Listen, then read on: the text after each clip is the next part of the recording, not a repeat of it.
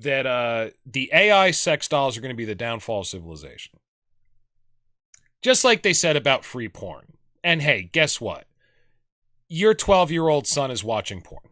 Your 12-year-old daughter is making porn. How's that fit? How's that rest in your skull? Because both those things are true.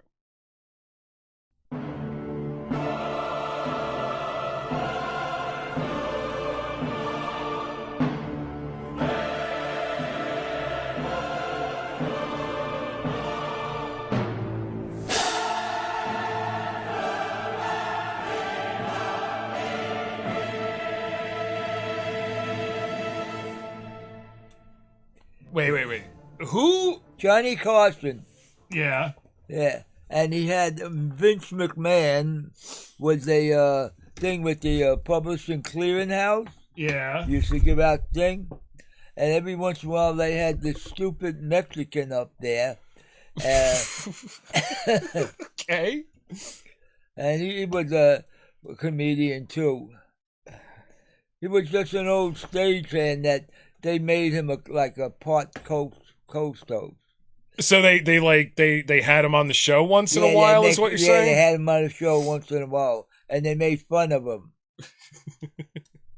So this kind of sounds like early Howard Stern. Oh yeah. Okay. Howie Stern. Let's see. I wonder what Howie Stern's doing now. He's on Sirius Radio. Yeah, he's about ready to retire. He married a supermodel. Gives a shit. Right. She married money. He didn't marry her. She married him and his money and his fame. She married his money. Yeah. Yes. I don't know if she married him at all. After all, he's a short prick Jew. But, I mean, that was kind of his genius. I mean, I grew up listening to the guy. Yeah. And, when I had my first jobs and I'm over there going to work, I'd turn on K-Rock. And, but that was really the biggest part of his genius is he just had like his engineer and his booker and, I don't know, whoever else. And he turned them into, he made them fucking entertaining somehow. He had his engineer, the guy who smoked like 1 million packs of cigarettes a day like I do. And he made him a character. Well, a Jew don't waste a moment of glory. Dude, we talked about this, I think, on a recent podcast. How come I'm not rich? I'm a Jew. Yeah, I'm pretty sure you're Jewish. And I was thinking about this. So you have a friend named Carla. And she is a Jewess.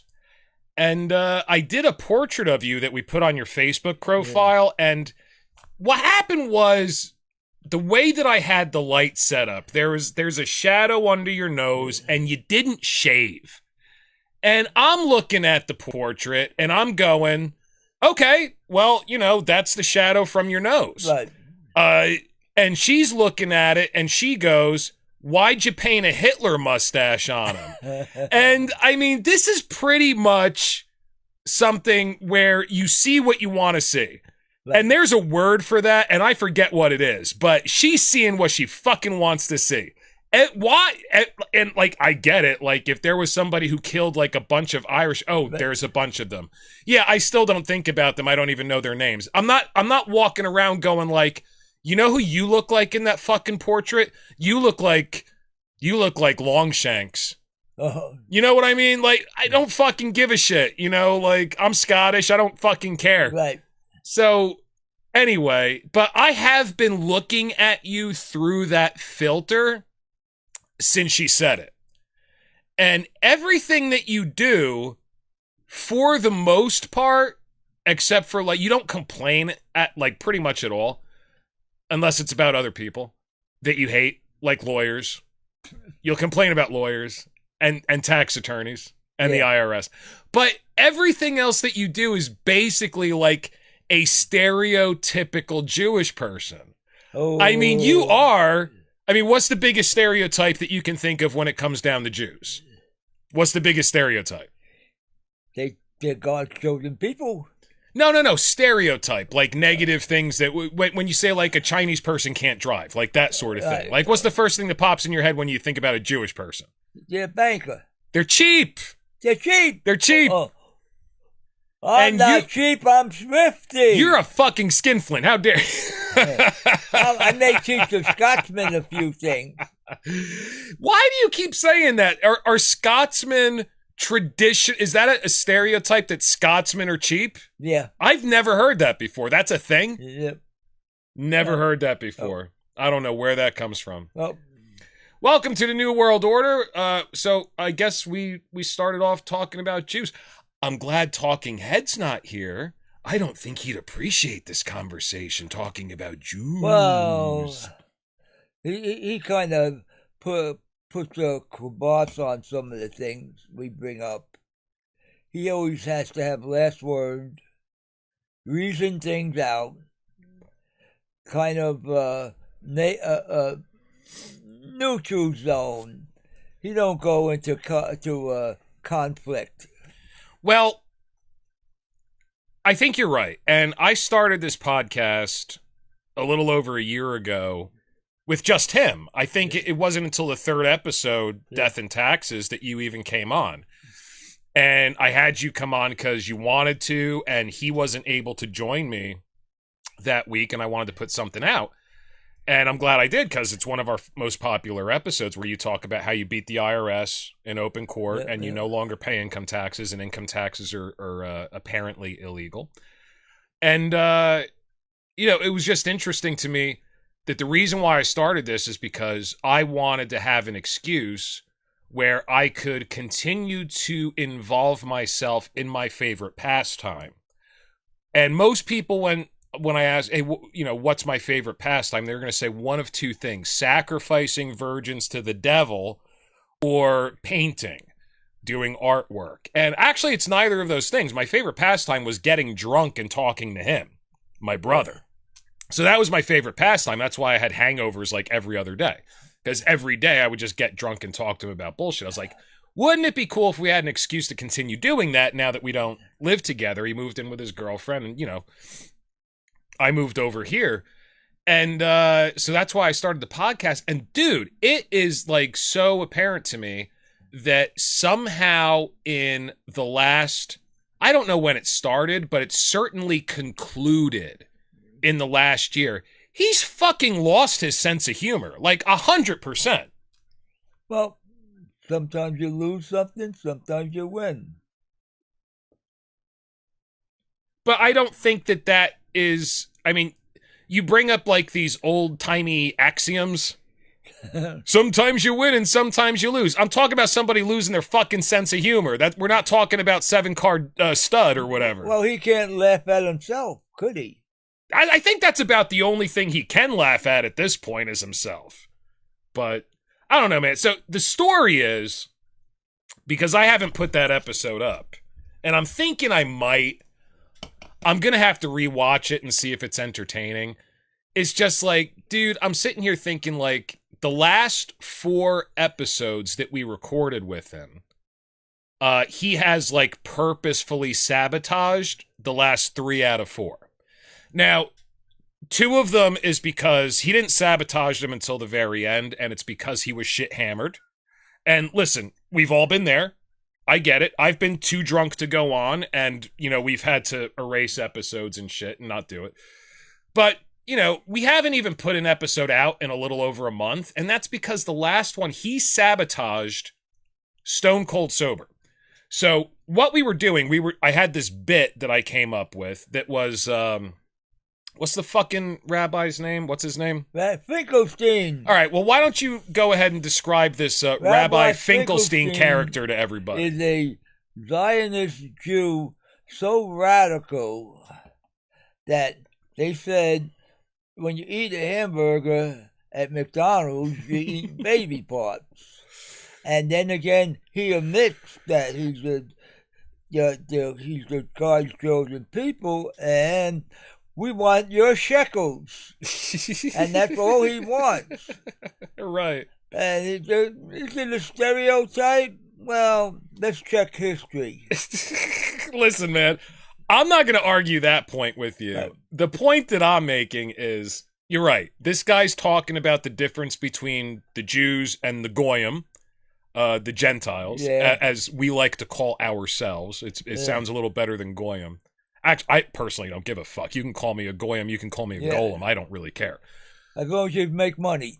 As long as I'm taking care of myself and right. you know, as long as I'm not God's chosen people, it sounds like a lot of fucking responsibility, frankly. I've been chosen to be anything I want, and I'm going to use my age for an excuse. And there ain't a damn thing you can do about it. Oh, I know. You guys all go get the early bird specials, and you go into your private dance clubs in the old folks' homes, and you go spread venereal disease all over the place. I know what you guys are up to.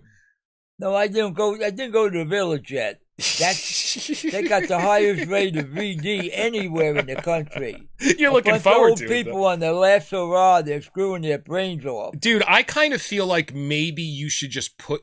Obviously, you don't have to yet. Like, you still have your brain. You're crazy, but so am I, and I'm half your age. It's fine. I'm happy. But, yeah, so I'm not. Tell me your secret. So what I'm saying is, like, you basically got your marbles. You spent, like... What did you do today? How many pounds of stone did you move across the yard? About maybe 1,200 pounds of block. It's funny, when I was talking to you before, you said 900. Now that the cameras are rolling, no, I have to count. It's 1,200. I have to count the brick and the rest of the Oh, stuff I see. You recalculated. So we're talking about a total of maybe 1,200 pounds of building material. And it was like 75 solid blocks that weigh 40 pounds each, and about maybe 90 brick. I'm not going to bother doing the math, although I'm sure it'd be very funny. But like I said, it's all the old material I got, and 3 elephant feet. Yeah. Plus what I did with the yard, fighting the weeds. And I hope, did they fight back? No. Okay, good. And they weren't worth smoking. Most weeds are good for smoking. That wouldn't throw them away. So but I got it done. Yeah, you got it done. And I have to remember whenever you tell stories that you used to be an avid fisherman. Yeah. And what do they always say about fishermen? Oh, the fish goes this big, but they say that big. The longer that they tell the story, the bigger the fish gets. Well, so I have to remember that about you. I always forget that you used to fish because I've known you for a while now and you stopped doing it. But so my point is, you don't have to go into an old folks home yet. Obviously, you still got your shit together. But if I were you, I would consider it just to go get that free, nasty, raw dog pussy. Go spread around some fucking diseases. First, I gotta find a willing partner. Yeah, but that's what that place is all about. They're all willing. Yeah. Go for it. Go for it. You'd have your pick of the litter, man. You can still walk. Yeah, that's true. That's all you need. Oh, I'm still breathing. It's a low barrier to entry. Okay? Like, when you're a young man and you're hitting the bar, you gotta be decent looking, you gotta have good hygiene, and you gotta be funny, and you gotta be confident. If you go into that fucking place, if you're not in a wheelchair, you're the ace. You can have anybody you fucking want, dude. Maybe that's why they don't want me there. Oh, did you apply and you got rejected? Is that what happened? I didn't apply. But even up here, you can't find any woman my age. They've been had. They got a husband. They don't care. They're lesbian. They're not interested.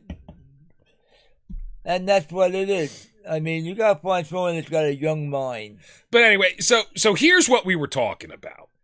So this Finkelstein character, he is an outrageous Zionist Jew, like totally outrageous, like talking about how he puts the Goyim children and they sacrifice the kids to drink their blood, the non-Jewish kids, and they sell the parts to McDonald's and they feed the Goyim their own kidnapped children. and he's being interviewed by this super right-wing pastor whose name I forget. But anyway, my point is, I got this bit set up, and we're going to go do, like, clips of this interview. And I got everything lined up, man. I actually got good jokes, which, you know, I normally don't have. Usually I'm totally not prepared for this. I actually got good jokes this time. Good. We need some good jokes. Yeah, we did. And I didn't even get to do it because it's so obvious that this is not a real person. It's a character. So, speaking of Howard Stern, you remember how, like, the weatherman used to be, like, I don't know, it was like this African woman, Mama Boo Boom J or something. And you know, it's in the movie. This bit's too old for me to remember. I wasn't listening to him yet. But, you know, Mama Boo Boom J is up in the traffic copter. Well, before I tell you the traffic, I would like to read you my poem. Here we go. Kill, kill, kill the white man. Kill him until he is dead. Thank you. And, like, that was the whole fucking bit. And I was like, okay, so we're going to play clips of this interview, and we're going to have some fun with it, pretending that this is a real interview. And you came to me right before we went on the air, started recording, I should say. I like to pretend I'm an old-timey radio broadcaster. Right before we started recording. And you go, so what do you think your brother's going to think about this interview? Yeah. And for a second, in my brain, I'm going, oh, God, I hope he doesn't freak out. And then, but what did I say to you? Because as that thought was like a split second. And then I looked at you and I said, he's got a really good sense of humor. He's going to fucking laugh. Yeah, let him laugh. And then what ended up fucking happening? Nothing. He sabotaged the whole fucking bit. He refused to participate. And he was like, dude, I'm not participating in this. No, this is making my skin crawl. You realize this isn't a real person, right? You realize that this is not a real person. No, this is not a real Jewish person. It's like, yeah. My fucking God. Like, when did he lose his sense of humor? So like, Superman's not a real person either. Nor Santa Claus, the Easter Bunny. Yeah, well, they're also not pretending to be. Oh, wait, Jesus is. Jesus is pretending to be a real person. I wonder if he'd be okay with me making fun of Jesus, even though he's Jewish. Do you think he'd freak out about that? Of course he would. He probably would. Every time I think that he's going to be okay with something, he fucks me up. So we basically had to stop the fucking podcast, and I just started bitching him out for like the last 20 minutes of the podcast. And I was so pissed off and so just disgusted by him and his behavior. I mean, he wants to talk about skin crawling. He made my fucking skin crawl. And I was just like, so first, you know, I'm thinking, first of all, I don't think we should have him back on. You know, if you're going to sabotage, drunk or not, if you're going to sabotage 3 out of 4 episodes for no fucking reason on purpose. Give him a Quaalude and a Budweiser. I don't know, man. When he's drunk and high, it's even worse. But this time he's like stone cold sober, and he just like obviously has no sense of humor. So I don't know. But anyway, if anybody was wondering, that's why I haven't posted a podcast for 5 weeks, and you know, I don't think we're going to see a lot more Talking Head on this. I really don't. Well, we watched 2 very interesting movies. We watched the interview with the vampire. Yes, we did. Okay. You really enjoyed that. I'm happy you liked it. No, I seen the imprint of that. Wait. Compared it. So here's how professional I am. You can keep talking. I'm going to pack my new pack of cigarettes right now. So you go ahead. All right, go get your cigarette. No. Keep talking. Yeah. No. This isn't distracting at all, right, everybody? The interview with the vampire, I related to what the Bible says. Remember, what did the vampire say? I gave you life. Yes. Okay? The Bible says the same thing. Jesus says, I will give you everlasting life. Yes. Now, I relate that with the vampire and Jesus. They said the same thing. Oh, yeah. This is my body. This is my blood. And it's something to think about. It's definitely something to think about. Now, the vampire that made him the real vampire gave him a life. Okay, because he had a miserable life. In the movie, his wife died, yeah. Right, his wife and child died. He gave up, and he wanted to die. Even the Bible says man wants to die. The same thing says... Even Freud says that. Freud says that all human beings have a death wish. I tend to agree. Well, the thing is, I can't imagine... What kind of life do you want? You want to be a vampire, or you want to be a savior? Or is it the same? Is it the same? So, good fucking point. So, obviously, Talking Head has a massive savior complex. Yeah. Yeah. He wants the positive side, not the negative. But they both give you a life. But it's a choice. What kind of life do you want? I don't know, man. Like with him, though, I mean, his savior complex is all about no. It's basically like everything on the left when they were doing their whole censorship bullshit right up until this last election when it started to slow down. You can't say these things because other people might believe you, so we're going to make it illegal, ruin your career and your reputation. Whether or not it's true, that doesn't fucking matter. We just don't want people to think these things.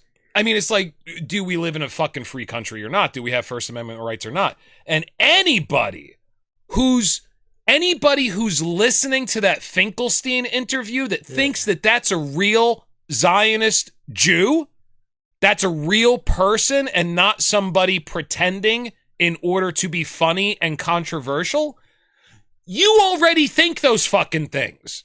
It's like the old Bill Burr bit. Bill Burr said, I'm really sick and tired of seeing all these signs against domestic abuse. You know, it's like, what's going to happen? Like somebody's driving home from work really angry and he's getting ready. He's thinking about it. As soon as I get home, I'm going to kick my wife's ass. I'm going to get rid of some frustration. And then he sees a billboard. Domestic abuse causes harm. Don't do it. And he's going to go, oh my God, I had no idea. Oh, I can't hit my wife now. Like, Jesus Christ, if you already think those things, you're already lost. It's not my responsibility to bring you back to sanity. And honestly, some women want to be hit. Yeah, so that is what it is too. I'm not saying all of them, and I'm not saying even the ones who deserve it necessarily want it, but I'm saying some people want it. Men and women, they like it. So what are you going to do? Not hit them? If you got somebody that comes to you and says, hey, listen, I want you to fuck me, but I also want you to slap me around a little bit. You going to say no? What's meaner, saying yes or saying no? I don't agree with slapping somebody. If they want it? Maybe lightly. Well, then they're going to get somebody else who's going to hit them a little harder, Harry. Yeah. That's what's going to happen. You're not going to be their first choice. Yeah, well, they haven't. It's not the first time, it's the last time they've been there. I don't know what that means. That sounds more like some sort of saying that you just kind of shoehorned in there. Like my wife at one time decided to try to hit me with a strap just for fun of it. Oh, okay. How'd you like it? And I told her to stop. How'd you like it? You're going, no, you're going to get the worst end under it. And sure enough, she got the worst end of it. And then I screwed her brains. And then she said that was the best fuck she ever had. Well, there you go. Maybe she only hit you because she wanted you to rough her up a little bit. Yeah, rough. Nothing wrong with that. Everybody's got their kink. Go for it. I don't see what the fucking big deal is. We have to treat everybody with respect and dignity. How about giving me the respect and dignity to believe that I'm intelligent enough to watch an interview with Rabbi Finkelstein and know that it's not a real person without you educating me? Well, you might be smart enough, but some people aren't. Fuck those people! Fuck them! Do we live in a society of children where we have to nerf the entire fucking world? Or are people responsible for themselves? Fucking A. Whose approval do you need to do anything in this life? Mine. That's it. That's what counts. And when you take that position, then you're the oddball. But that's for sure. If you're happy, be the oddball. Well, I'm not that. I gotta ask you your secret on that. But, long story short, I'm gonna rewatch the podcast later this week, and if I think it's entertaining, I'll put it up. I tried to keep, as angry as I was, I tried to keep in mind that I might want to put this up, like an audience might be watching, and I was thinking back once again to Howard Stern, and I was like, you know what? He had plenty of times where somebody's fucked up a bit, and he just bitched him out for 45 minutes, and it was like the best episode. Those were like the most memorable episodes. So I was like, you know what? Fuck it. I'm just going to bitch him out, and, we'll conclude it as like a normal podcast, and I'll see if I want to put it up. So I'm gonna rewatch it later this week. Maybe you can watch it with me. You can give me your advice. Maybe I'll put it up. I don't know. Few comments would work. What do you mean a few comments? Do you remember Geraldo Rivera when they had Geraldo Rivera? Remember when they had the KKK on, and he got into a fight on the studio? No, but I know that Howard Stern had the Grand Dragon of the KKK on his show quite a lot. He'd go, "Wake up, white people." That was like his catchphrase, and it was fucking hilarious. And if you take him seriously, you already took him seriously. But what did Geraldo do? But he invited one group, and he ended up with a fist fight on the studio. And I don't know if it was the KKK. Is this when he had like his own talk show? Yeah, he had his own talk show. All right. And that had to be in 87. I think he started after Oprah. It was like early 90s, wasn't it? Yeah. Something like that. Yeah, but he had actual fist fight during the broadcast.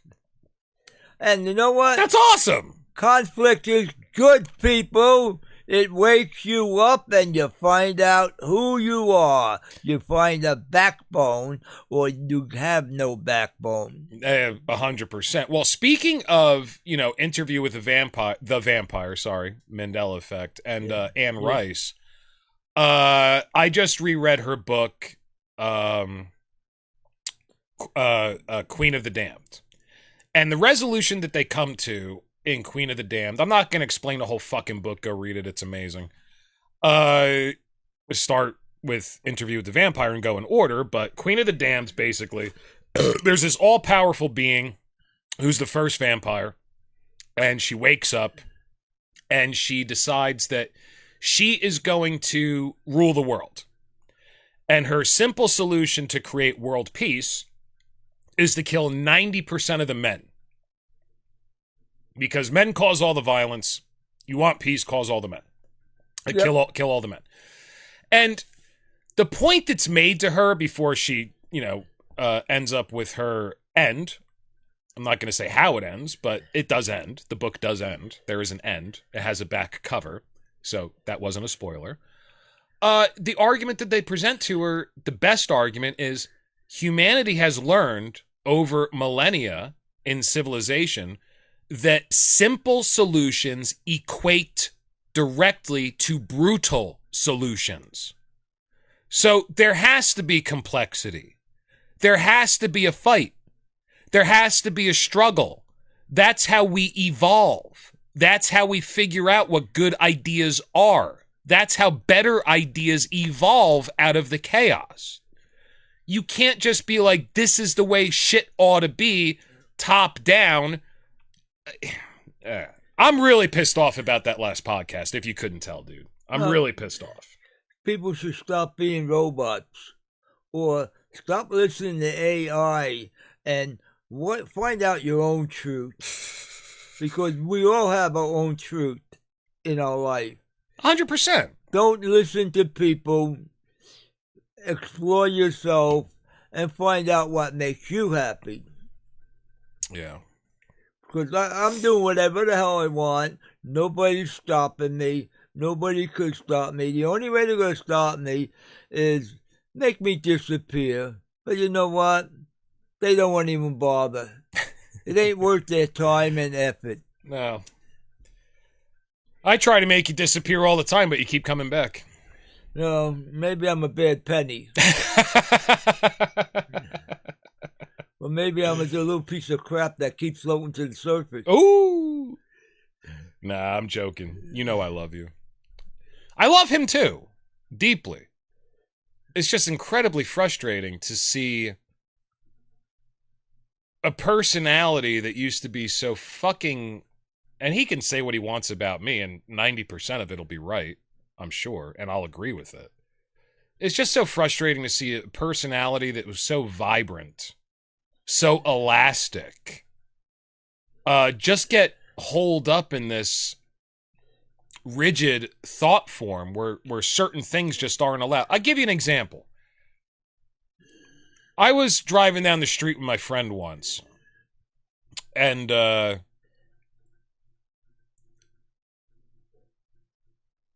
so were you driving? So we're driving down the street in Lancaster, Pennsylvania. I'm trying to remember the story exactly, because what happened was there was a baby in a stroller.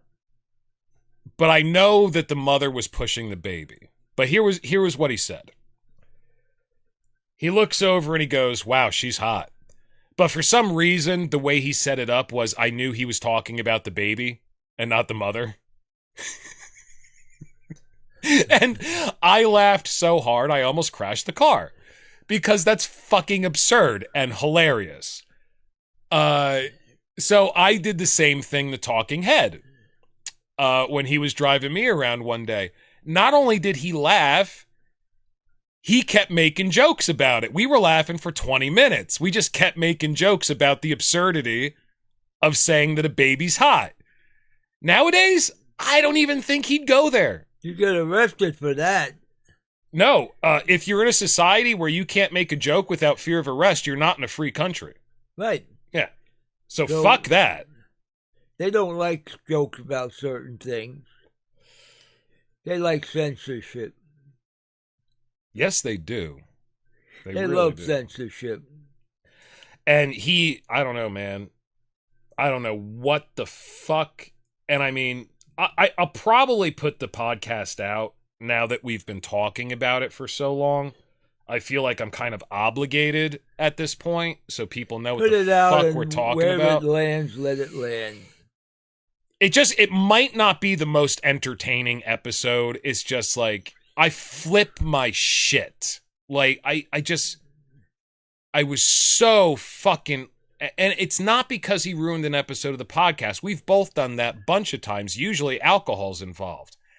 It's just, it was like the perfect culmination of the way his personality has been mutating over the last many years. And a lot of people's personalities have been mutating the same way since this new PC era. It's just, you know, the first time PC rolled around, politically correct, we were both very, very young men. We were teenagers into our early 20s. This was like the 90s into the early 2000s, and it only lasted like 7 years. This new political correctness bullshit, like, he was immune to the first one, and for some reason this time, it got him. It got him really hard. Like, you can't joke with him about certain things. Like he was really concerned about the people that are going to be watching this podcast, which on average is 120 people. Oh. Each episode. That's not great. That's not a lot of people. Who cares? And he's really concerned that some of those people are going to think Rabbi Finkelstein is a real Jew. He's really worried that there are some people that are going to think that, and we're going to corrupt their mind, and the world is going to be a worse place for it. Or, here's what I think. I don't even think he's really worried about that. I think that that is the stance that he's taking. I think deep down inside what he's really worried about is that other people will watch it, that he wants to like him, and they'll excommunicate him because he was involved in something like that. I think that's really what he's Who's afraid going to excommunicate from what? Like his group of friends. Oh. They'll watch the podcast and they'll be like, how could you be involved in something grotesque, putting down the Jews? How dare you? We don't want to talk to you anymore. Like, he's really worried about that. I think that's really where he's coming from. I don't think he's really worried about having a bad effect on society or corrupting people's minds. What he's really worried about is being ostracized from his in-group. He likes being a popular person. Oh, he likes being a messianic person. Popular, yes. I'm not disagreeing.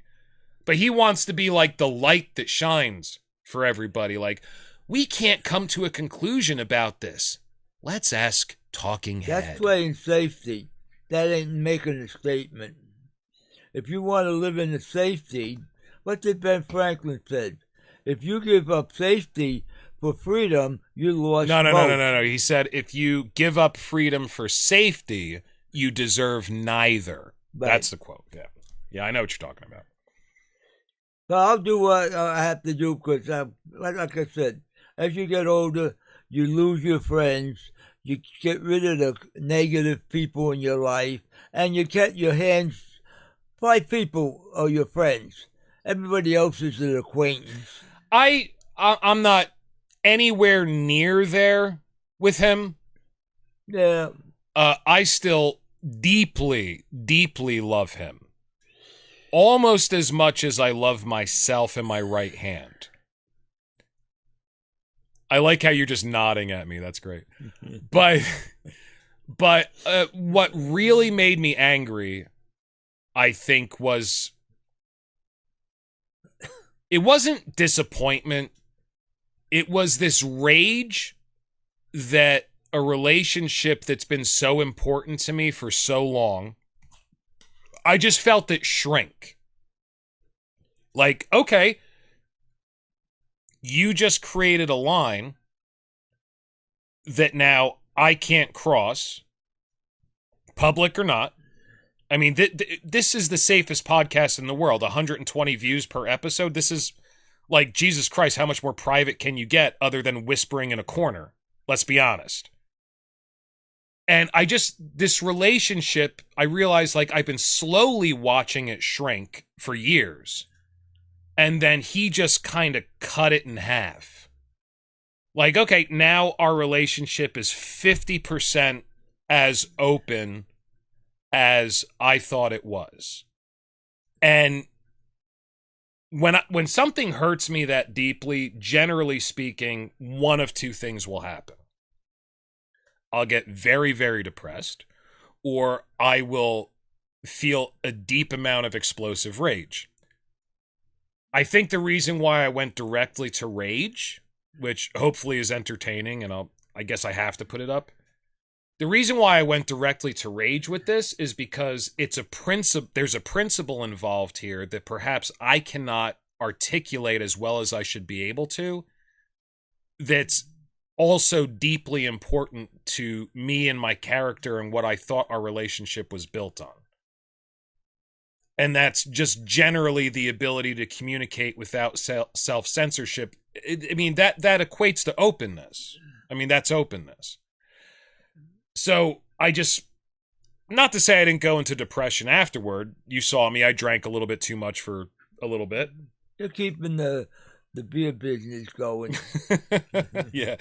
Hatman's turning in the fat man. I got to get off the beer.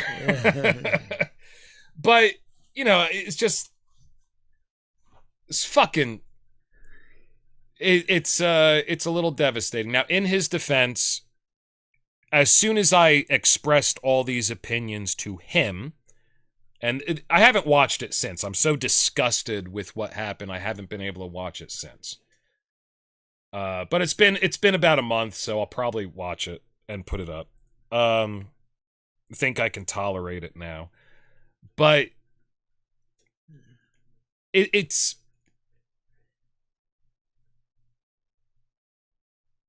just disappointed. It's disappointing. It hurts. I felt rage, then depression. He did apologize. So after I popped my top and I gave all the arguments that I just gave here, he understood where I was coming from and he apologized. And frankly, it seemed pretty sincere.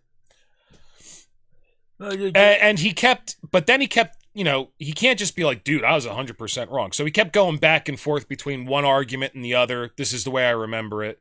I'd be like, yeah, but what?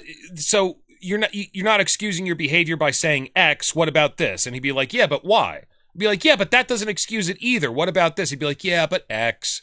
So you know what I mean? It was just, I'll put it up. Hopefully, you know, whoever wants to watch it, comment on it. If you think I'm in the wrong, fucking be honest.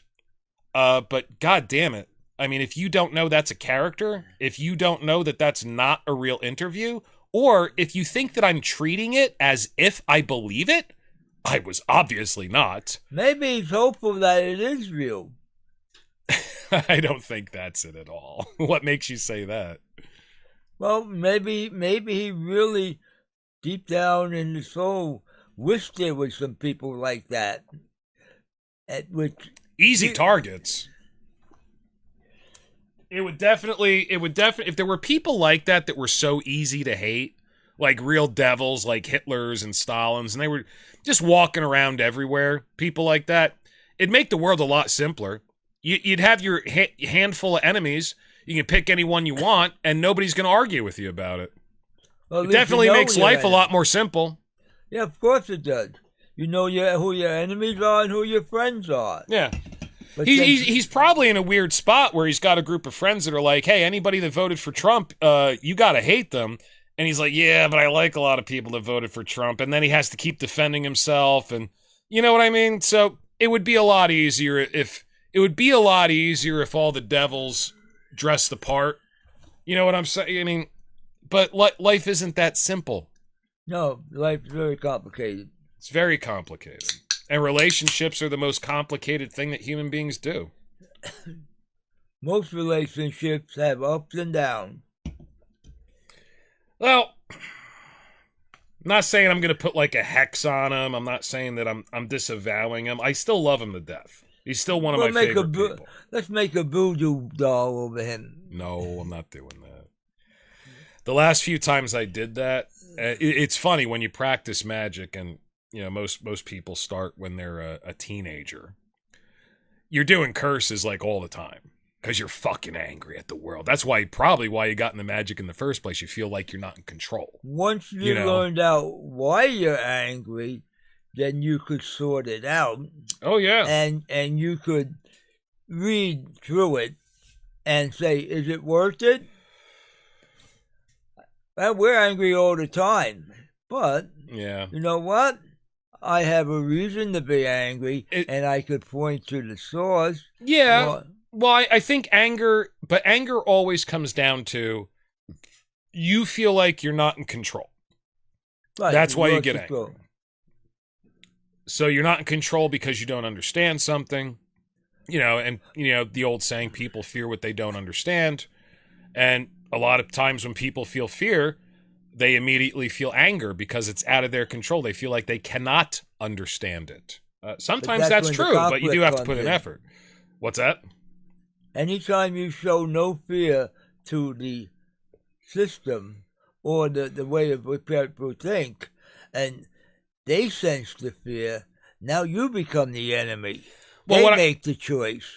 what I was going to say before we get too deep in the weeds on that is I'm not making a voodoo doll of anybody just to express my frustration. When I used to do that shit all the time when I first started practicing magic. And the older you get, the less you do it because you understand why you're angry. You understand how you're at fault. But I tell you what, the last few times that I did it, it worked so fucking well. It actually frightened me a little bit. So you found your power? I'm not. What's that? You found your power.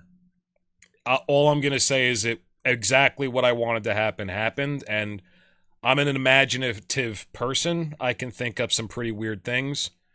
And the last few times that I did something where I wanted to hurt somebody with magic, exactly what I wanted to happen happened.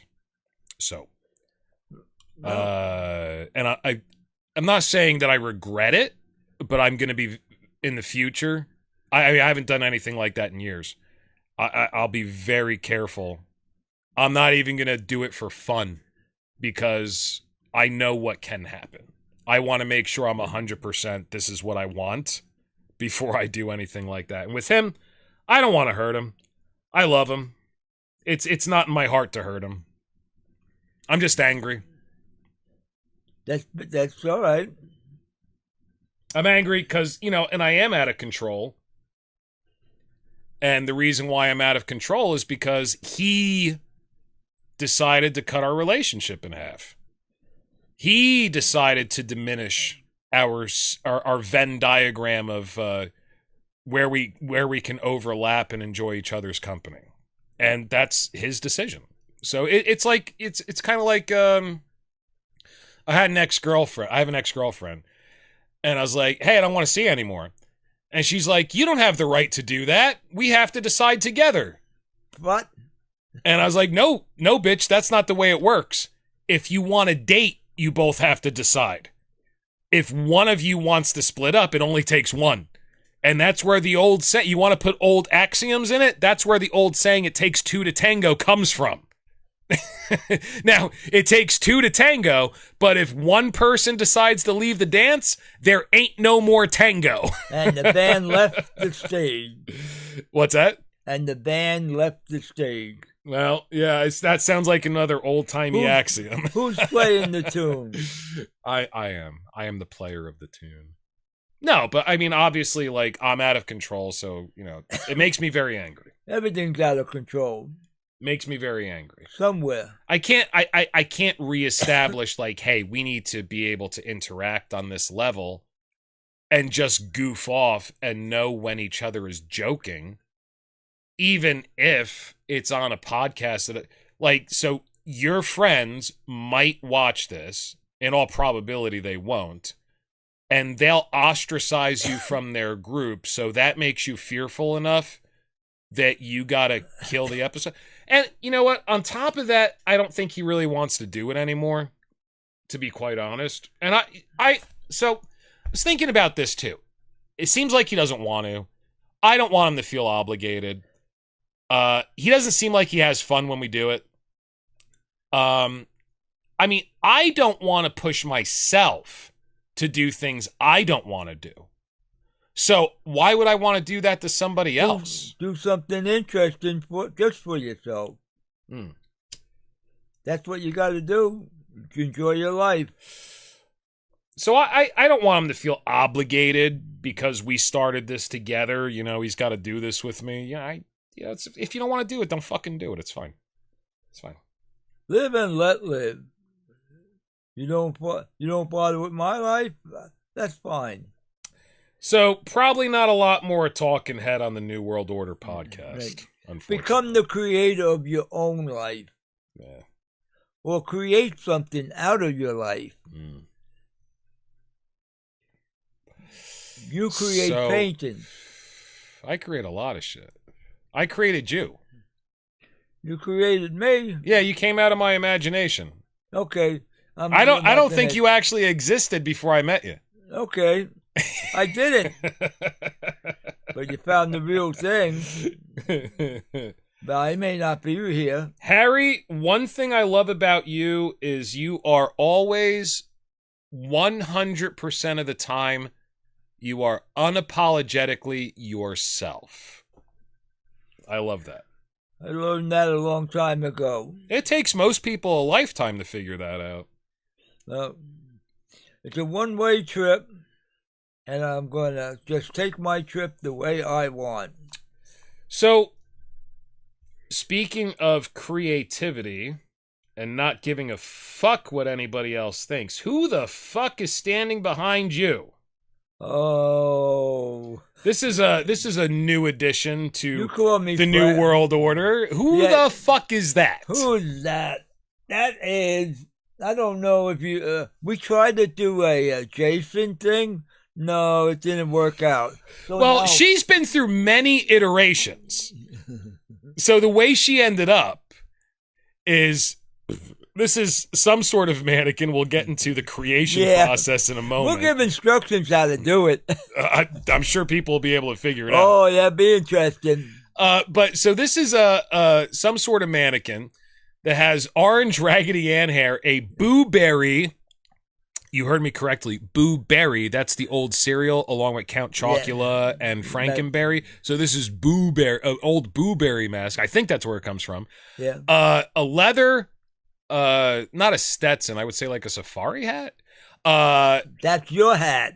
It's not really. Is it a fedora? That's your hat. Is it a fedora? All right, I'm not a hat expert. Okay, that's one of your hats. All right, it's a leather fedora, let's say. Yeah. Scarecrow clothing and a broadhead double-sided battle axe. She went to England to be an executor.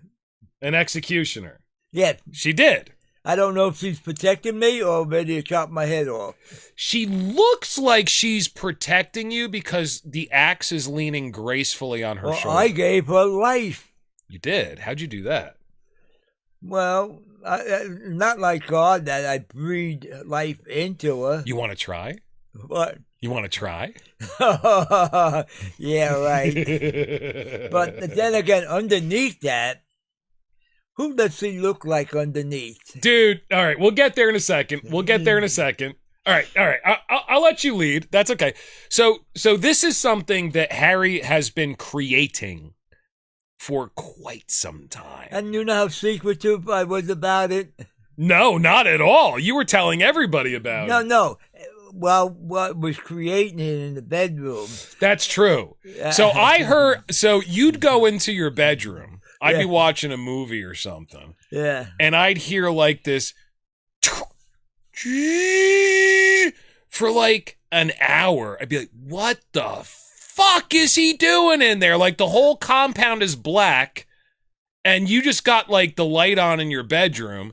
And I'm just hearing like this like electric air pump. Like, what the fuck is he doing? Pumping life into something. That's the breath of God, an electric air pump.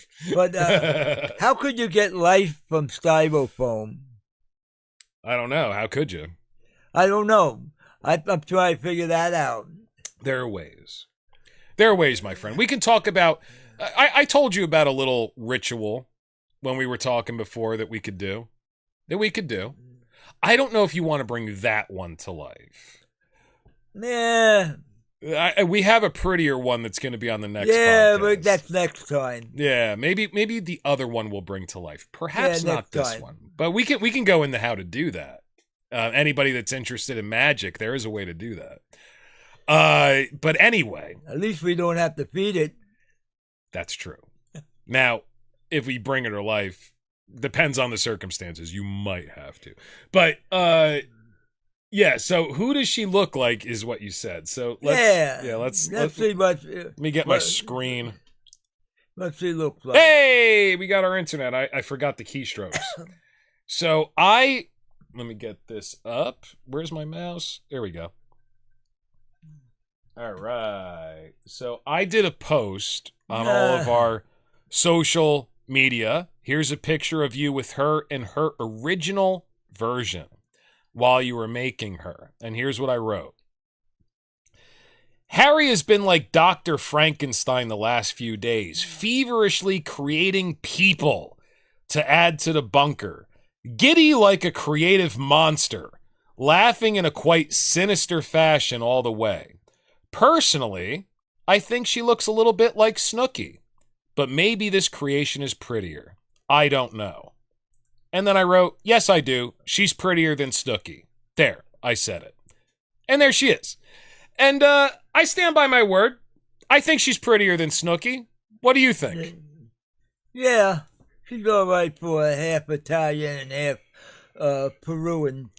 From Peru. She wasn't a full Italian. Oh my God! How do you know she's half Italian and half Peruvian? That's the story. She wasn't 100% Italian, but it was a creation, just an idea. Well, I love it, and more than the creation itself, I was thrilled that you were doing this because your energy was childlike and exuberant, and I was a little depressed because of the last podcast, and you just kind of lifted my spirits watching you make this fucking monstrosity. I loved it. And so the funny thing about this is I put this up and we got, all of a sudden I get a notification like 5 minutes after I make this post. And it's just a post. It's just a photo on YouTube. And we put it on Facebook and everything as well. But I put it on YouTube as a post. And we get a new subscriber off of that fucking photo. I was like, holy shit, we don't even have to do podcasts. Let's just put up crazy pictures. So the guy goes, or guy or gal, I don't know. What's the name? JIPH3266, something like that. Goes, I only see Marilyn Manson. Now, I'm looking at it going, I went to the deli this morning to try to buy a banana so I could shove the banana in her mouth for the photo shoot, which I thought would be really funny because it's so obviously a blow-up doll. I thought it would be hilarious to have a banana hanging out of her mouth. I couldn't find one, so that's the way the picture turned out. So he goes, I can only see Marilyn Manson. So my reply is, ready to deliver? Because she looks like she's obviously ready to give a blowjob, right? So he goes, or I go after that. I'm like, he might not know what I mean by that. I'm a little drunk. So I told him about the banana thing, so he knows what I'm talking about, ready to deliver. And I say, but you know what? I think she's still prettier than Snooki. And he replies, he goes, all in favor? Agreed. Motion passed. Motion carried. Someone paid attention. Someone got a sense of humor. So listen, so not only does he agree that she's prettier than Snooki, but also looks like Marilyn Manson.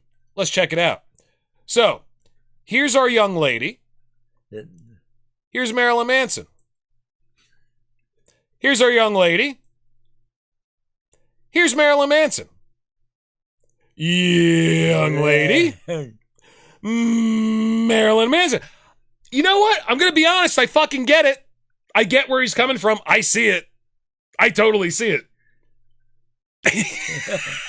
Hey, maybe they're one of the same. Oh my God! So is Marilyn Manson's now sober spirit inculcated into this once a blow up doll, now an axe murderer? So the story we were going to say was Ralph is the guy behind me. He's actually the head of the New World Order. And his name, Ralph, stands for Reptilian Alien Life Form. And it's kind of like a joke that we've had here since we started the podcast, that the reason why I started this podcast is because he's the head of the New World Order, and he is slowly taking over my mind with his psychic power. I don't know if Talking Head actually believes that I think that or not. I can't tell anymore. But the story is that that's supposed to be Ralph's daughter. Is that right? No, or is the other one Ralph's daughter? I don't know which is Ralph's daughter. First of all, they could both be. Well, here's the thing. Maybe the runaround. So tell me her backstory. What's her name? What's her backstory? Where does she come from? I know she went to England to be an executioner, Yes. but they haven't done execution by broadhead axe in many centuries. Yes. How old is this bitch? I don't know. She won't tell me her age. She may be as old as you. Ooh, she's 40 years old. Don't tell anybody that. That's a Don't- secret. You never ask a woman her age. That's rule number 1. Or a reptilian vampire. Yes. Rule number 2. Rule number 2. No, but as far as the costume's concerned, we took the fedora, put her on the head. We got this. That's your fedora, dude. Now we went and seen a friend of mine, and she got us 2 costumes. We got a doctor's uniform, a witch's costume, and a Raggedy Ann costume. All right. So, and then again, this was the actual thing she wore in Halloween herself, and she gave me that. And I figured, no, don't make her a doctor. It wouldn't be nice. So just give it a Raggedy Ann look. And then again, when I got the red hair, I said, let's make it flaming red hair. Dude, if you keep the clown hair, the Raggedy Ann doll hair, Yeah. which to me looks like clown hair, and the Boo Berry mask, Yeah. and you put a doctor's uniform on her, that's nightmare fuel. I think that would be the scariest fucking thing I've I ever wouldn't seen. want to go there for surgery. No shit. Like, what the fuck's going on with you, dude? Well, the hospital of horrors. Yeah. Oh my god. I couldn't get. I love it. I went looking for bib overalls for her, and we were going to label her Hillary, the Great White Huntress. Wait, you were gonna get like farmer overalls and name her after my mom? No, the Great White Huntress. Well, that's my mom's name. Yeah, okay. That's what we call her, isn't it? I wonder how She actually started a YouTube channel calling herself the fucking Great White Huntress. Yeah. Oh my god. Oh no, wait a minute. We gotta much. get the green mask by that Jim Carrey movie, The Mask, when he had the green face. Yeah. Put that on it. Oh, that might be kind of cool. You mean like when he's wearing it, like the makeup job? Yeah. I gotcha. Well, remember. Otherwise, it just kind of looks like a piece of bark. Right. Well, your mother made the one with the green face on her channel. That's right. Oh, excuse me. See what? And then we I'm start very telling healthy. the truth. Oh, yeah. Yeah. Well, I'm not prepared. Excuse me. That's for the next time. Well, I'm not prepared to ridicule her in this podcast. We But don't ridicule nobody. we did it in... We don't? We do it in good fun. Oh, is that right? Yeah.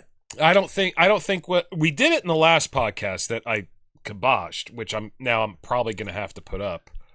We spent a little time ridiculing her new YouTube channel. And I'm going to be honest with you, Harry. From my point of view, no, it was not in good fun. I think the channel is worthy of ridicule. Well, maybe you took it too serious. No, I think it's funny, but it was not intended to be in good fun. What I was saying was intended to hurt. No, I think it was funny. No, I think it was funny too. I think sometimes hurting people is funny. Oh, Yeah, could be.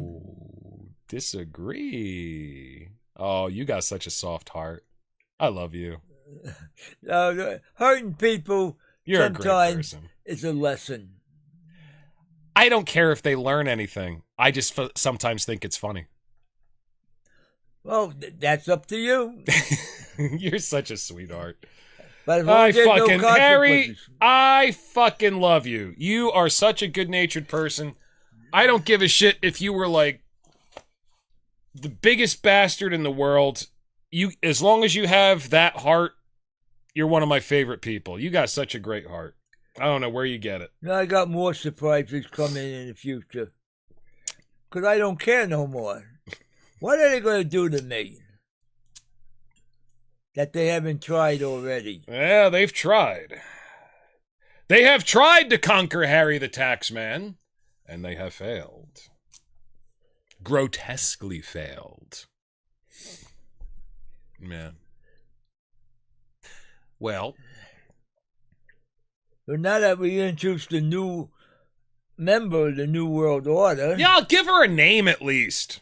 A name? That way we can call her something. Hey, let someone watching this interview give us a name. Ooh, that's a good idea. And then I'll give you the instructions how to build them.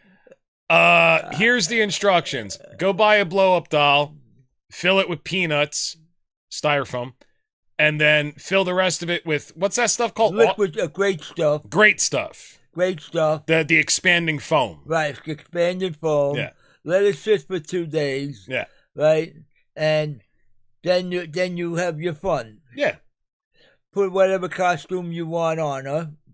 Call her what you want. Yeah. You don't have to feed her.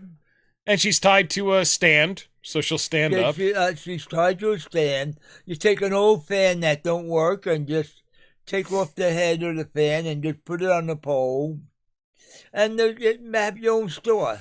Now, Make dude, a couple of them. Now, dude, why not? Now, we were having a conversation earlier today where I was showing you a document from the Church of Satan. And the document is called Pentagonal Revisionism, a 5-point program. And one of those points is so this is about what the Church of Satan would like to promote in the world. And one of those points is the production of artificial human companions. So we're making our own AI? Well, we're making our own artificial human companions. That's for sure. Oh, okay. Yeah. Maybe we're giving the Japanese some competition. The cheaper version. Much cheaper. With what, those Japanese dogs are like thousands of dollars? Yeah, well, I got some of those on the thing. So I thought that this would be maybe interesting to talk about. Let me go back to the web here. So, I mean, and there's a lot to get into here. I mean, AI sex companions, they're coming, baby. They're kind of already here. Let me get my earpiece in. Oh, mass production. Yeah, let's look at this.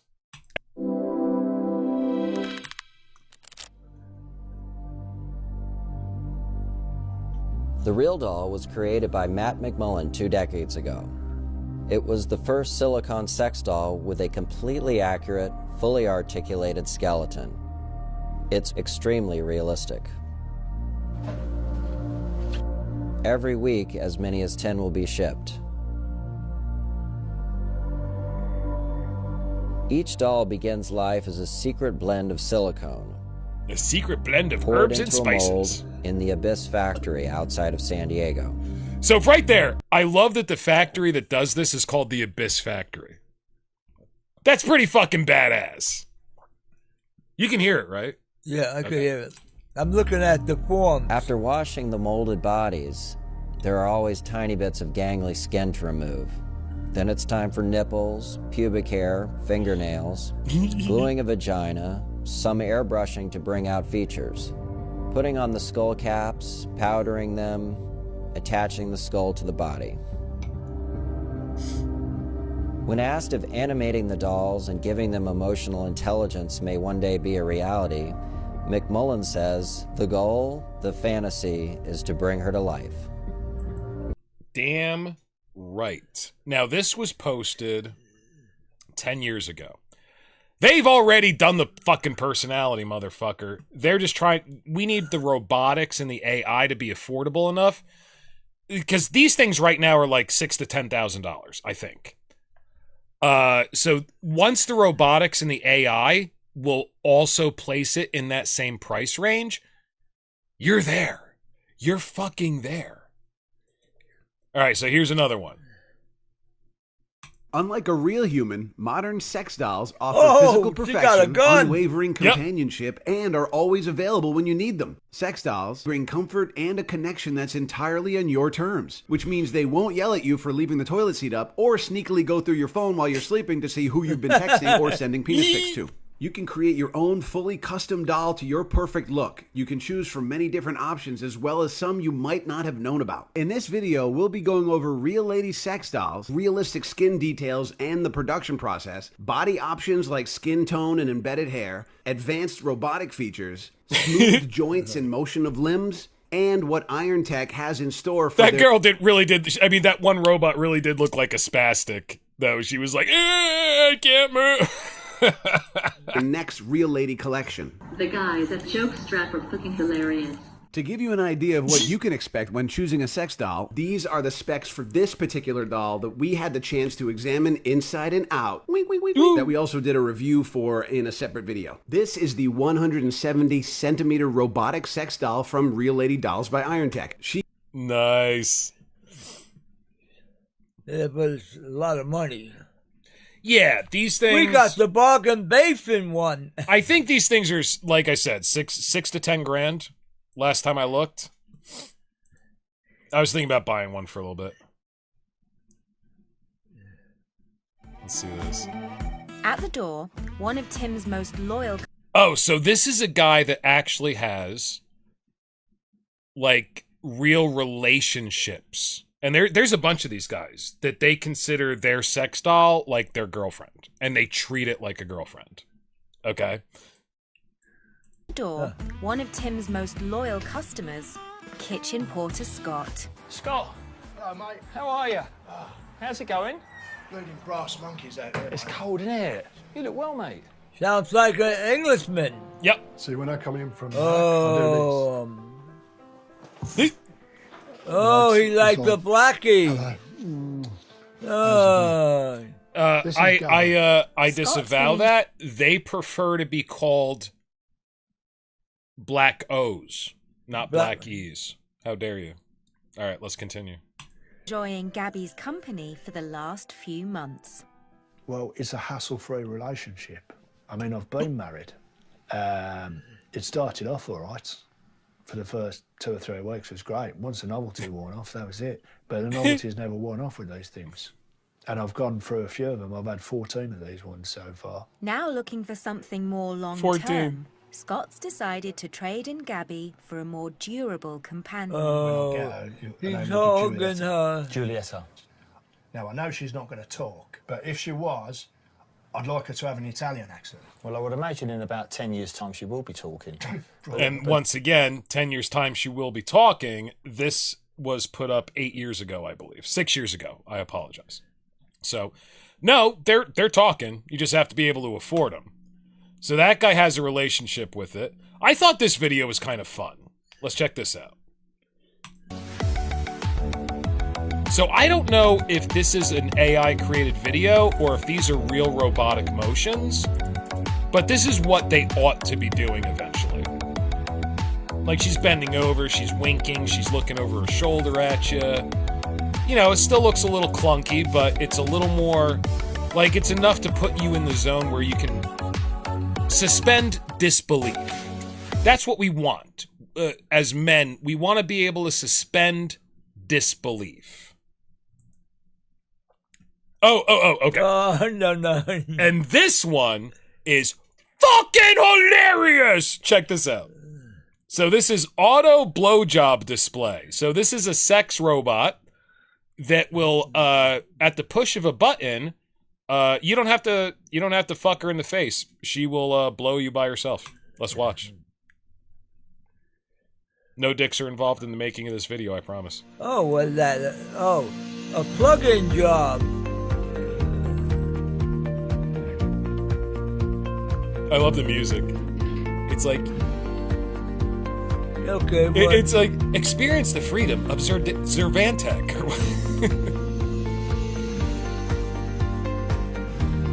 Are allergies getting you down? There you go. I mean, it's at this point, it's just grotesque and hilarious. but eventually that's going to be really good. They're just going faster. Head bobbing. Looks like she's head banging right where it needs to be. Oh my god, I love that video. That video is fucking great. I love that video. That's my favorite video. Well, your 18-year-old dad. Could you imagine a Here's the divorced 2-minute story of how I built a $10 one million of a them year for his online business 18-year-old and how my son? mistakes and successes can help you build your business too. Ready? Hang on. In 2006, I started a mobile bartending service in Orange What County, the California. It fuck was is lots of going fun, on? lots of cash. Oh my god, it just goes to... Alright, shut up. Thank you. I'm sorry, what were you saying? Imagine that being a divorced father. You're quite angry with your ex-wife. You got an 18-year-old son, and you buy him one of these for his 18th birthday. I don't know. I mean, what's better, I mean, morally, ethically, and hygienically? Because a lot of fathers used to take their sons to a brothel. Yeah. And the reason, and ladies and gentlemen, of which I am not one, here's the reason why. Because young men are terrified, generally speaking, to even talk to women. Our egos are so fragile that to be rejected is the ultimate amount of pain. Women generally never have to experience being rejected. If you're down to fuck, we're down to fuck. But men, so what will give a young man confidence to go out and do it for real is to just lose his virginity. So that was like a lot of, and it still is, a lot of men's thinking with their sons. Like, let's lose your virginity, and then you can go talk to girls for real and hopefully find a meaningful relationship because you'll have the confidence. I've already gotten laid. There's no big secret. You know. Ain't no big thing. You know, but I mean, so what's morally, ethically, and hygienically better? A sex doll? Or a prostitute? Like you, I don't have any kids. You have kids. You have a son. Right. Like, if you had a choice, which one would you prefer for your son? Like, if you were in this realm of thinking, would you bring him to a brothel or buy him a sex doll? And I know that you're a skinflint, so let's say the prostitute was also $6,000. I didn't have the chance to buy him a sex doll, of course, I didn't have the money. But when he joined the military, he went down to Fort Hood. What do you got down there? Whorehouses and fucking bars. Did you buy him his first lay? No. I think he had it when he had 14 and he went upstate New York and he met up with a country girl. Ooh, he lost it young. I was 16 before I got it. I was late. I was 19. 19? But I got it in the military. Yeah, that's got to be a huge confidence builder, because not only, you know, are you military, like women just fucking go gaga over that most of the time, but also like there's a lot of camaraderie there, so you got all your friends. They're not competing for the same bitches. You know, they're like, yeah, go get her. You know, there's a deep relationship with your fellow soldiers. Score on how you score out. They make it fun. They rate them. Right. No, I think the. So what do you think? What do you think is better, a sex doll or prostitute for your son to lose his virginity with? I would give him a good prostitute that's clean and real. All right. Because the sex doll, could you imagine getting hooked up with a sex doll? You lose the confidence to deal with a real woman. Yeah, so that's what I was gonna say. I was gonna say, thinking about it, I would probably still do prostitute, just because I'm not 100% convinced that a sex doll experience would give him the confidence needed to go out. I think a hot stepmother would be a lot better. Well, we all know what your Xtube search history looks like. I mean, You're into the stepmoms, huh? I saw a video that this guy was going to ask this girl to get married, met up with the mother, and the mother says, "What makes you think you're qualified to help to make her happy?" Okay. He ended up screwing the mother. Yeah, that's a popular one. It's never been my fetish, but it is a popular How many one. times have you been hit on with it by an old lady? Oh, all the time. Constantly and consistently. Right, because you're 40 and you're in much better shape than us old guys. To be quite honest, all right, so let me be honest with you. I used to notice it when I was in my 30s. When I was in my 30s, I'd have women that were in their 40s and 50s checking me out all the time. If it still happens today, I don't notice it. Going out with my friends, I have been told that I'm very bad at noticing it. And I am assuming that as time has gone by, I've gotten worse at noticing it because I've shut it off. I don't want to notice it. It's not that important. No, it's of zero importance. Frankly, I mean, every situation's different, but if I'm just out, if I'm out and a girl's giving me the googly eyes, I'm definitely not going to notice. Let me put it that way. Like, if I meet up with somebody and they're showing interest and we're hanging out or whatever and we're talking to each other, then I'll pick it up. But if I'm just out in public and it's a stranger, I'm not going to notice. I'm definitely not going to notice. So I want to be completely transparent with that. It used to happen to me all the time. I'm not saying it still does. But yeah, I when I was in my 30s, I'd have women in their 40s and 50s giving me googly eyes all the time. All the time. Young girls, never. Now, the older you get, the market gets a lot smaller. And only when a woman gets widowed or divorced and she's on a last hurrah, she's trying to hit on younger men. But sometimes the younger women that got divorced are looking for a sponsor and someone to pick up the tab. Oh, I know, and you're a skinflint and you don't want to spend money on anybody. I'm not going to share my pension with nobody. Right. So, but here's the thing. So getting past, what would you rather have your son lose his virginity to build his confidence? I think we both agree prostitute is still better. The human body is a lot. Well, no, it's because I think it's because you get to interact with her. And she'll tell your son, "Wow, you're really good." I mean, she'll lie her ass off. And your son's an idiot. He's young. He's going to believe it. So I think that's still better. But let's go the other route. Let's say for somebody like me or you that doesn't want to share their pension. What the fuck is wrong? Is there anything wrong with having a relationship with an artificial woman? I mean, what do you think? I think it's a little on the strange side because it's not real. You know what's on the strange side, Harry? Not paying income taxes. So that argument doesn't hold any water. No. So strange just means most people don't do it. So let's try to look at it without considering what everybody else thinks. Right, that's the point. Yeah. Now, a lot of older guys have money are buying these sex dolls because they're not going to play the game anymore. Go to the bar, wine them, dine them, and try them. Yeah. All right, and it's going to be a sure shot rather than go in the bar and hope you're lucky.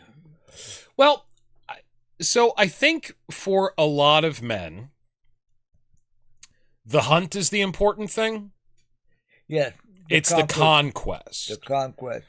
I've never understood that. I've been recently accused of basically having no testosterone, which I think is really funny because obviously I'm a pretty egotistical person. But so conquest has never meant jack shit to me. I guess I'm a romantic at heart. You know, I really want a connection with somebody. Yeah. But let me put it this way. I feel so far removed from being able to have a really in-depth connection with a human being at this point, where I'm kind of thinking like a sex doll, I can kind of imagine any personality on it that I want. And when AI starts getting really good and it starts becoming affordable with the robotics, you can kind of create your ideal companion. True. So let me give you the counter argument that a lot of women are making. Usually when I hear this argument, it's from women. There are some men, and I'm sure Brett Weinstein would be one of them, that the AI sex dolls are going to be the downfall of civilization. Just like they said about free porn. And hey, guess what? Your 12-year-old son is watching porn. Your 12-year-old daughter is making porn. How's that fit? How's that rest in your skull? Because both those things are true. Okay? So grow up, people. Gonna be the downfall of civilization. I say no. And I think LaVey's point when he was saying artificial human companions, and he called it polite, technologically feasible, and affordable slavery. Now, think about it from that point of view. If everybody is happier, if everybody, especially men, if everybody's getting laid on a consistent basis and everybody's happier, their fantasies are fulfilled, they're unfrustrated, wouldn't they be better free to go about the rest of their day without having that tension, that pent-up energy?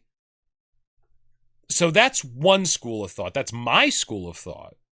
For most people, I think that might be true. It's certainly true for me. And it's like Anton LaVey said when he was younger, there was a huge argument against masturbation. First, they said it make you go blind. Then they said you're going to grow hair in your palms. And then eventually all that argument came down to, you're never going to learn how to get a real woman. Well, hey, listen. He goes, I'm happy I never gave it up because a first-rate fantasy is better than a third-rate lay. And I kind of have to agree with that. Now, they're going to be different. But I think that what a lot of people are worried about is relationships are going to break down. Well, hey, guess what, guys? Social media already did that. Nobody talks to each other anymore. Most of who you're interacting with on Twitter or X, they're bots. They're already bots. They're already AI. So you have no connection to real people already. Okay, so wouldn't it be better rather than arguing with people on a fucking screen, you're fucking something that feels like real human flesh and you're having a positive interaction? Or are you of the mindset that in order for people to produce, they have to be frustrated because you need to get rich to impress the ladies? Yeah. Or the lady, ladies got to be successful to look good for the guys. Same fucking thing. So if you're frustrated, you'll produce more. What if you were fulfilled? Do you think you'd do a better job or a worse job? The problem is, at a certain point in your life, Mother Nature takes over and something turns up in inside and you look like, they used to say, the girlfriend used to say, well, if you want to get laid, here's a Playboy magazine, go to the bathroom. And I'd say, thank you very much. Please leave me alone for the next 5 to 20 minutes. Yeah. But we have a very Puritan attitude in this country. Yeah. Not like Europe or Asia. At 14 years old, the girls knows what's going on. The boys know what's going on. And it's natural. In certain countries are a lot Well, it doesn't even have to be another country. I mean, you talk to me all the time about kids that grow up on a farm. I mean, there you go. Perfect example. Yeah, my You're very familiar with animal husbandry. Yes. My friend Ed went to Germany to see his cousins. His cousins were 16 years old. They had a body, and just told Ed was 14 years old, hey, you want to fuck? There you go. And that's what and he didn't know what he was doing at 14. No, of course not. All they know, it was a nice, warm spot. Hey, listen. So here, I was thinking about this earlier today, too, when I was thinking about this podcast. Here's the reality of the situation. I've been with a few ladies in my time. How many do you think I've been with that actually were good at fucking? Guess. 10%? I'm not going to put a percentage on it. Right. I've been with one girl that was actually good at it. One. Now, here's the other thing. I know for a fact, because I'm honest with myself, although she never admitted it to me, if she found any guys that were good at it, I'm not on her fucking list. Oh, I'm not good at it. I'm not. Right. Now, if all the girls that I've fucked, I've only met one girl that was actually good at it, and I know I'm not good at it, I'm led to the conclusion that most people are not good at fucking. Well, most people just go through the mechanics of it, but there's no emotion. It's just mechanics. I don't care how much emotion there is. Emotions will make up for a lot of things. If you're in love with the person, it's a magical experience. It doesn't matter if he comes early or the girl's twat smells like 10-day-old tuna fish. Doesn't matter. You're in love. Okay? You can look past a lot of shit. And that's the beauty of a real human relationship. But good at fucking? I don't think any of us really are. None of us know what the fuck we're doing. Everybody thinks they're fucking great at it. The girls all think they're great at it because the guys come. That don't mean shit. My right hand makes me come. Sometimes my left hand makes me come. When I was 10 years old, the couch cushions made me come. I was a fucking dog humping the couch. If the couch cushions can make me come, what makes you think you're so fucking special because I came in your twat? Okay? And for the guys, they all have such overblown fucking egos, they have to believe they're good at it. Otherwise, they can't get a fucking erection. Or the woman lies to them. Of course, because the women want to get them off. That way they feel good about themselves. You're the best. You're the best. Oh, baby, you're the best. Right. And that's fake. Now, what's more fake? That or a robot telling you the same thing? Oh, what's more fake? Somebody lying or somebody programmed? Ooh, good fucking question. What would you prefer, gentlemen? No, it depends on your age and your experience. What would you... Well, the older I get, the more open I am to having an artificial human companion, romantic companion. Because my imagination has gotten to the point where I can suspend disbelief whenever I want. I could see her as a real person. It would take a couple of months, and then, like, out of the corner of my eye, I'd see her move when I know she didn't, but I'd believe it anyway, and I'd be like, that's her. That's real. That's Kamala. That's my girlfriend. Anderson? Is that one you like? Oh, I meant to say Camilla, but we could say Pamela. Yeah. I meant to say Camilla. I thought that'd be pretty funny. But yeah, like I could get to that point where it would be like 90% as fulfilling as what most people think an ideal relationship would be. But most people require human relationships because they want that bite, that fight, that contradiction. And I think that's what most people don't realize about themselves. But it doesn't mean that I don't think this is healthy. I think that it is very healthy. You'll be satisfied to a level that you were not before. It's kind of like UBI. You know what that stands for? What's that? Universal Basic Income. So let's say the government gave you enough money to live so you didn't have to worry about starving to death or renting a house. You already have that. That's given to you. You got food and shelter. Now what else do you want? So it's kind of like you don't have this fear or this stress. Maybe now you'd be a better worker. Maybe if you got laid every day, you could be a better boyfriend or a better husband. And also, if you're getting UBI, if your shelter and your food is taken care of, now you get to choose what job you actually want because you're not desperate. Yeah, thirsty men will lie to women. They will mutate their personalities. They will lie to employers. They will mutate their personalities. We'll be whatever you need us to be. Hire me, fuck me, same thing. So if you weren't worried about it, you could be more honest, and maybe you could find where you fit in more quickly and easily. Doesn't that make sense? The thing is, how honest can you be? If you're desperate. If you're desperate, then you're going to lie or look at the conquest of it. But if you had a totally honest relationship, which is very rare to find, okay, you will be satisfied with it. Exactly. At what point does the satisfaction stop and you look someplace else? So, exactly.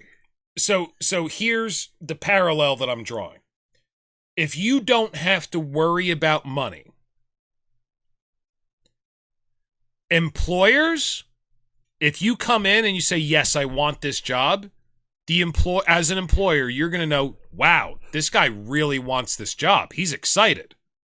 You don't have to worry about whether or not he's lying. And women with these sex robots are always saying, yeah, but if they have sex robots, why do they need us? Well, listen, ladies, if he wants to date you and he's getting laid every day, that means he really wants you. You don't have to worry about whether or not he's lying. He really likes you. What employers and women are worried about is in these different games, job market, sex market, the employer and the women, they're used to having the power. And I think a little bit they get off on people lying to them and trying to please them. I think personally, it'd be a little better if you didn't have to worry about people lying to you because they already have everything they need.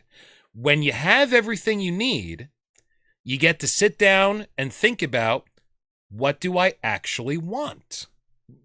Most people really don't know what they want. They'll settle for what they got. They don't know what they want because they've never had an opportunity to sit down and think about it. They're too busy trying to survive or trying to get laid or follow whatever. The game they're following. Everybody else does it. So I don't want to be not this normal. I want to be normal like everybody else. I want to be accepted into society. But if you want to be outside society, that's a bad thing. And why do some women look for bad boys? Because it turns them on. It turns them on. Bad boys are the biggest threat to normal men because bad boys just don't give a shit. Yeah. I mean, that's a good point. I mean, if you're going to look at it from that perspective, then bad boys turn you on because you know they're being honest to a degree. Right. They're interested at some level in you because they're not desperate. Yeah.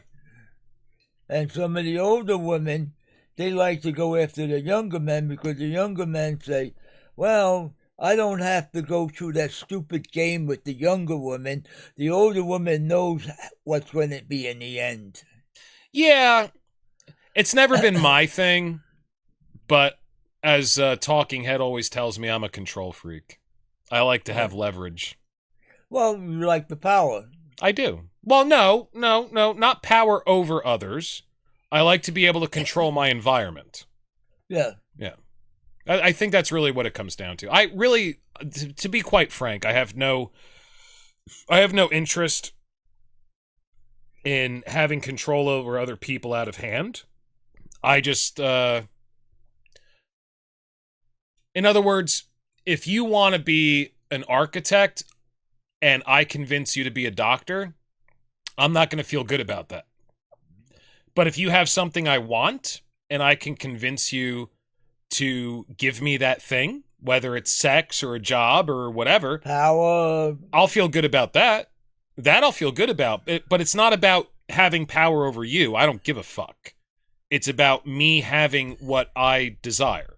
Right. And most of the things in life that are meaningful to have to be given by other people. So there is that. That's my caveat. But as a principle, not interested in having power over other people out of hand. It's the same thing. I'm not interested in money out of hand. I'm interested in what it can give me. Well, your desires are one thing, and there's conflict that's trying to get it. You go through the conquest of fighting for it, and what is the value of it at the end? What is the value of if a guy was married 50 years to the same woman and they have no complaints and they said they had no problems, they're lying through their teeth. Everybody has their I've met a lot of those couples. Yeah. Yeah. And they look at each other, they stare at each other like there's nothing there. Two walking dead people. Yeah. Now, the people that are in love, they got a dazed look on them, and they look like they're on a trip. Yeah, I've been there. I know what it feels like. And it's a hard thing to be a human being. Yeah, I'm glad I'm not one. But then again, when you go through all that stuff, you go through a divorce, you go get remarried, you become a widow. You meet up with a woman and she stays with you for 14 years and you don't know why you keep her. But she's miserable. That miserable bitch that you're talking about, I don't even want to say her name on the podcast because I want her soul to wither away and die so she doesn't exist anymore. Like I said, why 14 years? And like I said, loneliness, human companion. That's a thing, sure. And having somebody around that makes you miserable just because you're lonely, that's not something to be ashamed of. Most people do that. It is a fucking problem. So I'm not saying it's a good thing to do, but it's certainly not something to be ashamed of. But life makes something worthy. If you're taking care of somebody, you feel worthy and you feel justified. Sure. And sometimes justification comes with a little pain. A little bit. A little bit of conflict. And if you have a lot of conflict, it's a challenge. But if you stay at it, you say, well, at least I tried my best. Harry, I don't think you have any need to justify yourself beyond the New World Order. As long as you're doing what I want. As long as I got the experiences behind there and I learned from it. I was going to make a joke, but sometimes learning is a hard taskmaster. Sure. And you got to go through it to know it. Sure. Like you learn things and you try to pass it on to somebody else. They say, well, what do you know about it? Well, I mean, generally speaking, you try to pass your knowledge on to somebody else. I'll look at you and laugh and say, well, noble effort, my friend. Noble effort. It's kind of like every time we do a podcast and you come to me and you go, You think we open some people's eyes? And I laugh and I go, no, not really. Not really. That's not my goal. I don't expect anything.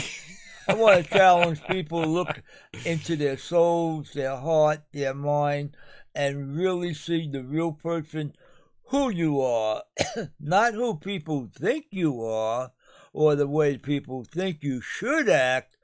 Why? Ask yourself, why should I act this way when I feel this way?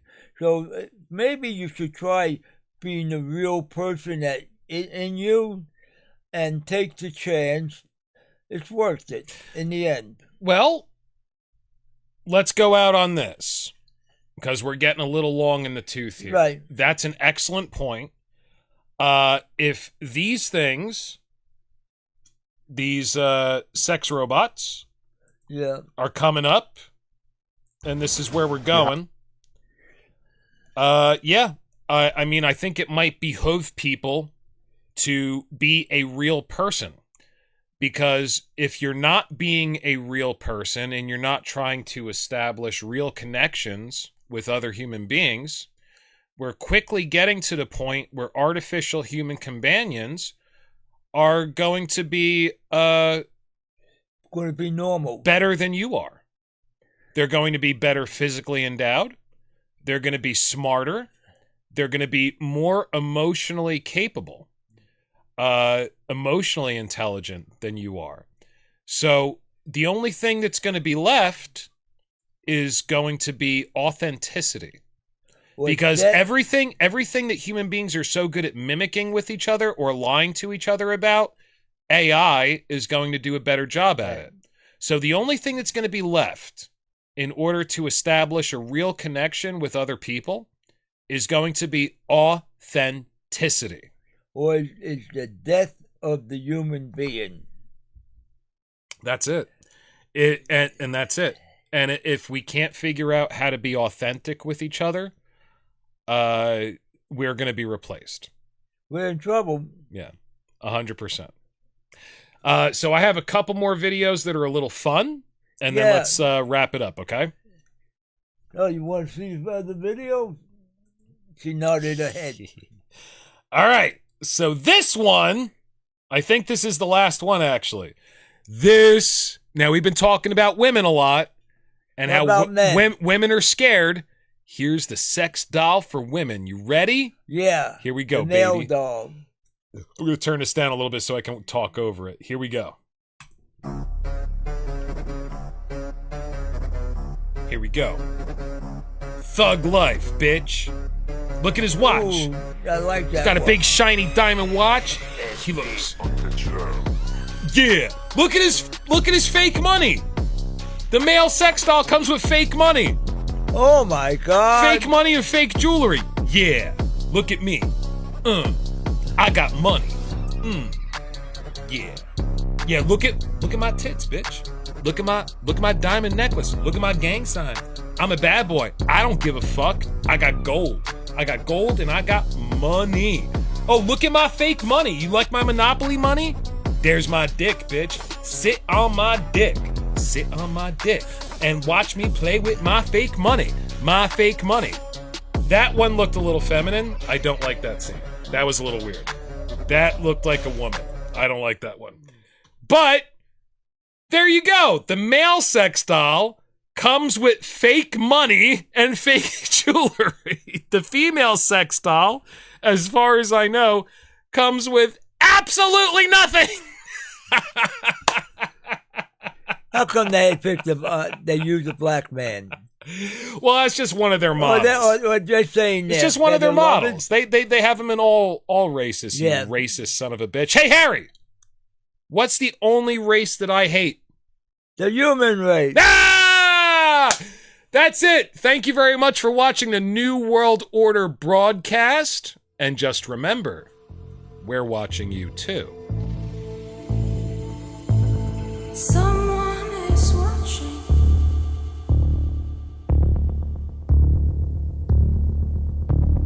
There are strange